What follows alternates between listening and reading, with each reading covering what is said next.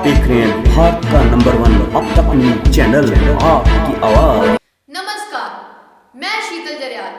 आप देख रहे हैं भारत का नंबर 1 अब तक न्यूज चैनल, जिसमें हम आपको दिखाते हैं वो सच जो आप जानना चाहते हैं और रूबरू करवाते हैं इसी सच्चाई से। मैं लेकर आई हूँ आज की ब्रेकिंग न्यूज। तो आप देख रहे हैं अब तक चैनल। मेरे साथ हैं बहुत बड़ी शख्सियत भगवान भाई जी, जो Brahma Kumari head office mount Abu से आए हैं।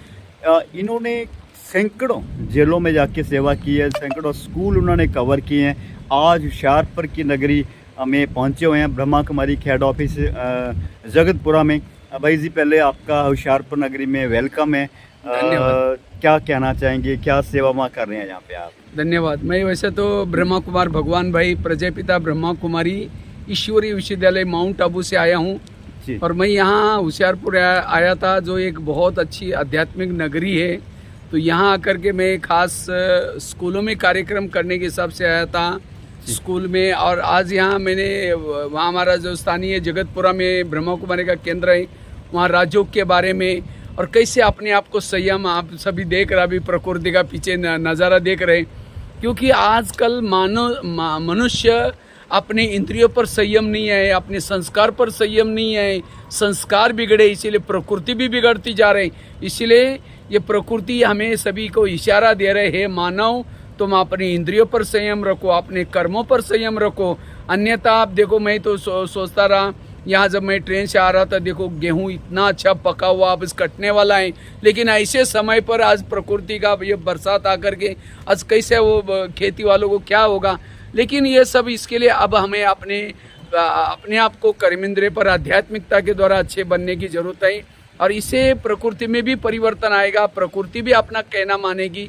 इसलिए आज हर मनुष्य के अंदर नैतिकता, सकारात्मकता, चिंतन सीखने की जरूरत है, ताकि ये प्रकृति भी बहुत अच्छा चले। और ताकि जैसे सतयुग में प्रकृति हर मानव के अपने अधीन थी और प्रकृति अधीन थी, इसीलिए प्रकृति भी तो प्राणी सुखी था। इसीलिए आज हम इतना मेहनत करते, सब कुछ करते, लेकिन हमारे अंदर ईर्ष्या भाव, घृणा भाव, नफरत भाव, ये विकार, व्यसन, इसके कारण आज प्रॉब्लम्स आ रही। इसलिए खास यहाँ आध्यात्मिक अलग जगाने के लिए आए थे। और मैंने काफ़ी सारे स्कूलों में वगैरह कार्यक्रम किया, काफ़ी यहाँ बच्चों के जेल में भी कार्यक्रम किया, नशा मुक्ति केंद्र में भी कार्यक्रम किया, कैसे हमें नशे से मुक्त बनना है, व्यसन से मुक्त बनना है, इसके बारे में। भाई जी, जैसे आपको कई अवार्ड्स मिल चुके हैं, आप गिनीज बुक्स में भी आपका नाम आ चुका है। पहले आपको सलूट है। और क्या क्या आपकी उपलब्धियाँ रही हैं, किस किस में आपको अवार्ड मिले? वैसे तो मैंने भारत के लगभग 12,000 स्कूल कॉलेज में, भारत और नेपाल में जाकर के 12,000 जितने स्कूलों में भी कार्यक्रम किया। और साथ में 11-1200 जेलों में भी कार्यक्रम किया, जिसके कारण इंडिया बुक ऑफ रिकॉर्ड में इसका नाम दर्ज हुआ है। तो ये सेवा करता रहता मैं। जी। तो ये लक्ष्य कैसे रखा और किस संस्था से जुड़े हुए हैं आप? मैं वैसे तो प्रजापिता ब्रह्मा कुमारी ईश्वरीय विश्वविद्यालय, क्योंकि मैं जब ये बचपन में जब मैं पढ़ाई करता था, उसी समय मुझे एक रद्दी में ब्रह्मा कुमारी का किताब मिला था। और उस किताब में लिखा हुआ था, ये सृष्टि में 4 युग होते हैं, सतयुग, त्रेतायुग, द्वापर युग, कलयुग। अब ये कलयुग पूरा होकर के सतयुग की दुनिया आने वाले हैं। परमात्मा इस धरती पर आ चुका है। 1937 में प्रजापिता ब्रह्मा के तन में निराकार परमात्मा शिव आया, क्योंकि उसने गीता में वचन दिया था, यदा यदा ही धर्मस्य ग्लानिर्भवति भारत, जब धर्म की ग्लानि होगी तो मैं आऊँगा। और धर्म ग्लानि के लक्षण गीता में बताया, अनाज पुड़े में बेचा जाएगा, गाय विष्ठा खाएगी, बच्चे अपने मुख से मर मांगेगी, ऐसे समय पर मैं आऊँगा। और ये लक्षण सभी देख रहे हैं। ऐसे समय पर परमात्मा इस ब्रह्मा कुमारी विद्यालय में आकर के ये कार्य कर रहे हैं। जब मैं ब्रह्मा कुमारी का मुझे किताब मिला था, उस समय 47 साल हुआ था। और उसमें लिखा था कि 1937 से 37 से लेकर के 2037 तक परमात्मा कार्य करेगा। उसके बाद ये सृष्टि में महाभारी विनाश होगा और सारी आत्माएं वापस अपने परमधाम जाएंगी।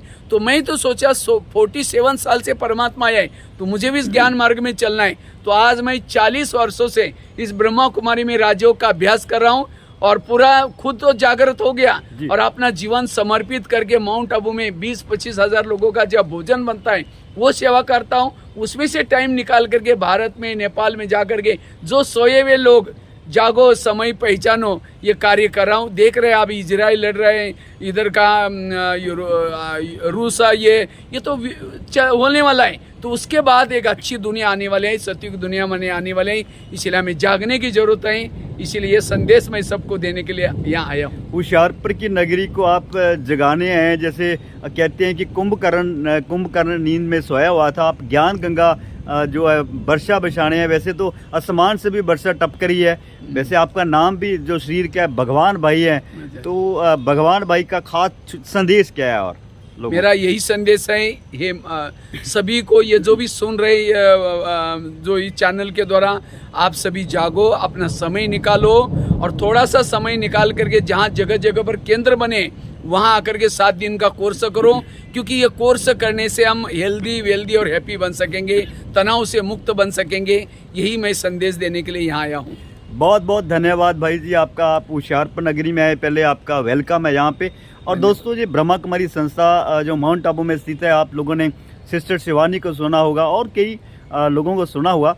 तो भगवान भाई को भी आप कई यूट्यूब चैनल और कई चैनल्स में आपने सुना होगा। होशियारपुर में भाई जी आए हुए हैं। सबसे पहले भाई जी आपका फिर से आपका बहुत बहुत धन्यवाद। न्यूज़ चैनल, हमने आपको दिखाया वो सच जो आप जानना चाहते थे। प्रतिदिन इसी सच्चाई के साथ रूबरू होने के लिए बने रहे हमारे न्यूज़ चैनल के साथ। प्लीज हमारे चैनल को सब्सक्राइब करें और साथ में दिए गए बेल आइकन को प्रेस करें।